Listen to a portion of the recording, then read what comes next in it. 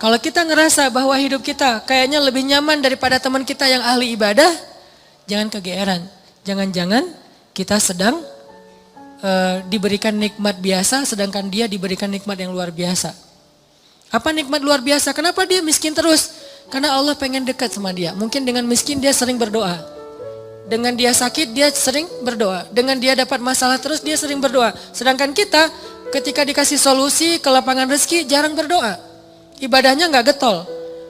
Kita dikasih nikmat, dia dikasih nikmat. Tapi siapa yang lebih istimewa? Jangan-jangan dia lebih istimewa justru dengan kemiskinannya, dengan sakitnya, dengan masalahnya. Ini yang dirasakan oleh Abdurrahman bin Auf, teman-teman.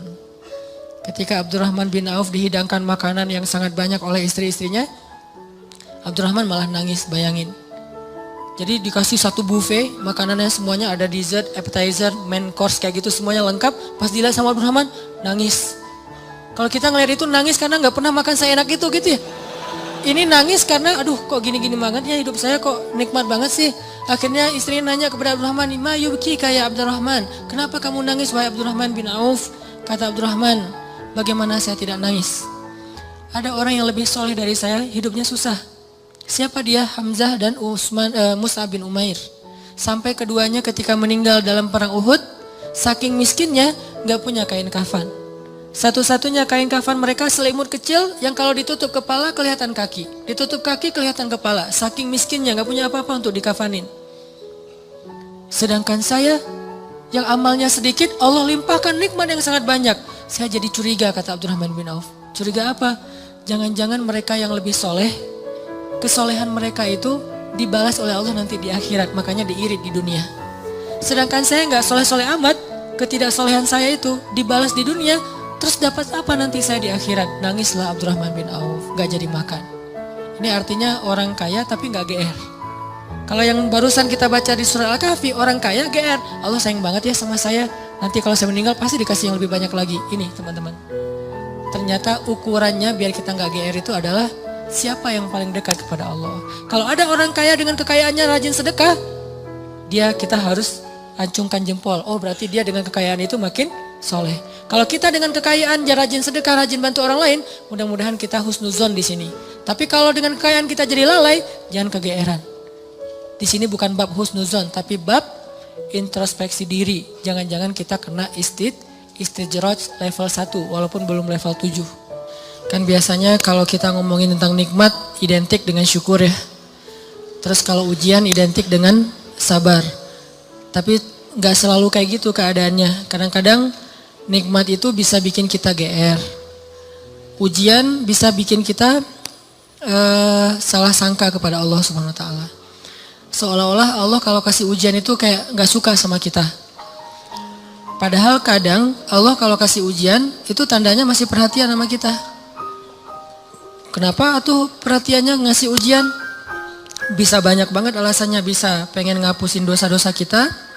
Bisa pengen ngangkat derajat kita walaupun kita nggak usah terlalu kegeeran ke sana, minimal menghapus dosa-dosa ya.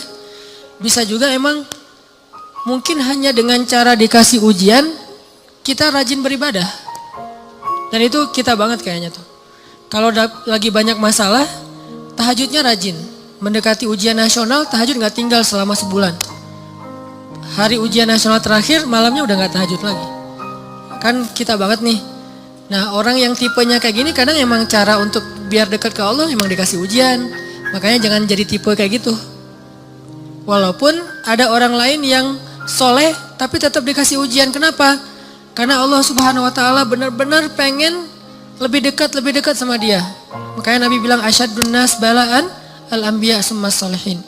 Orang yang paling banyak diuji sama Allah itu orang para nabi, kemudian orang soleh, kemudian yang mendekati kesolehan dan seterusnya dan seterusnya.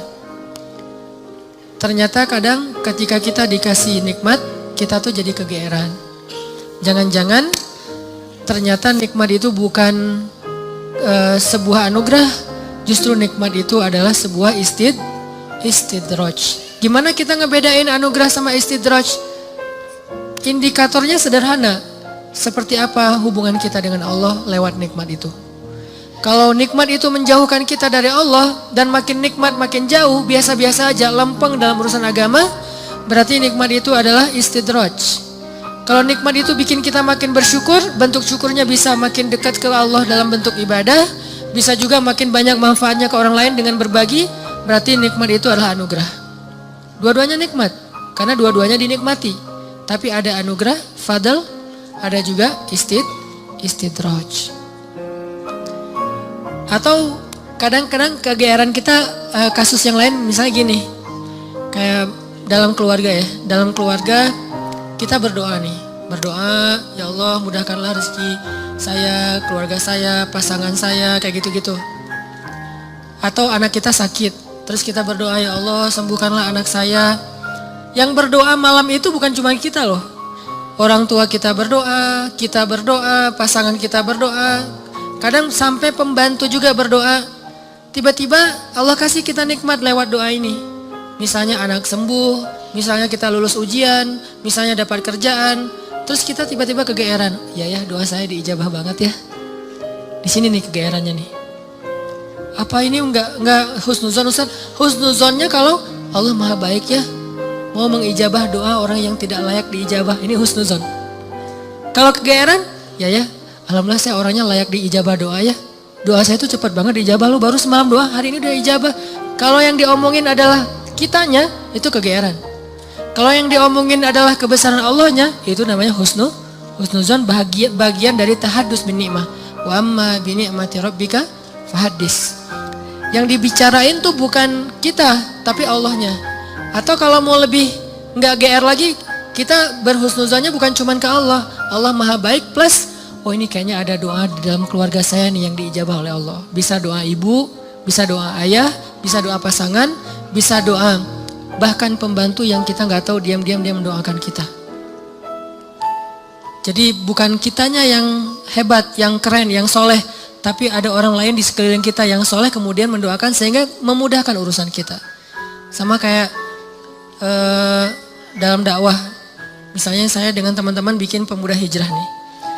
Pemuda hijrah ini dulu taklimnya 3 tahun yang lalu paling banyak cuma 30 orang. Selama 8 tahun. Tiba-tiba alhamdulillah Allah berikan keberkahan, jadi rame. Kita jadi bareng-bareng sekarang, ada ribuan orang misalnya. Saya selalu mention ke teman-teman, ini pasti ada orang di antara tim kita nih, yang dia itu sama Allah itu dekat banget. Yang diam-diam malam dia berdoa, gara-gara doa dialah jadi banyak kemudahan untuk kita. Bukan, mungkin yang doa semua ikut berdoa, saya berdoa, teman-teman semuanya berdoa, cuman jangan kegeeran, ya alhamdulillah ya, saya baru doa kemarin sekarang udah diijabah. Ini kalau kita kayak gini, ini agak kegeeran, sesekali wajar. Kalau sering kali, ini gak bagus. Bikin kita jadi ngerasa udah baik, udah soleh. Dan Allah mengatakan, fala tuzakku anfusakum. Jangan kalian menganggap diri kalian udah baik, soleh, suci. Huwa a'lamu bimanittaqo. Allah lebih tahulah siapa yang paling taat. Jadi teman-teman, kadang kayak gitu kegeerannya. Atau ada juga bentuk kegeerannya gini. Dia jomblo. Udah gitu ngelamar cewek hafizah 30 juz.